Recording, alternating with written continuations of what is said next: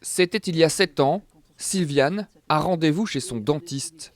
Un contrôle de routine qui tourne à la séance de torture. Quand je suis arrivée, il m'a assis sur le fauteuil, m'a fait 7 ou 8 piqûres dans la gencive, dans le palais, et il m'a arraché 8 dents d'un coup. Je suis restée 3 heures dans son cabinet que je pissais le sang. Le dentiste, le voici, Mark van Nierop, un praticien néerlandais installé en 2008 à Château-Chinon. À l'époque, dans ce désert médical, l'homme est accueilli à bras ouverts.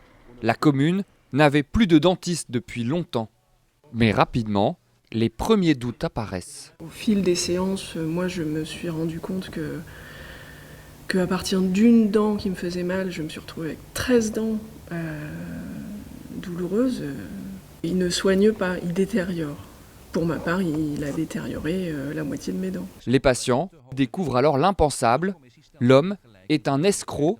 Il a mutilé une centaine de personnes et facturé des soins inexistants. J'étais allée pour un plombage défectueux. Il avait quand même compté 15 soins.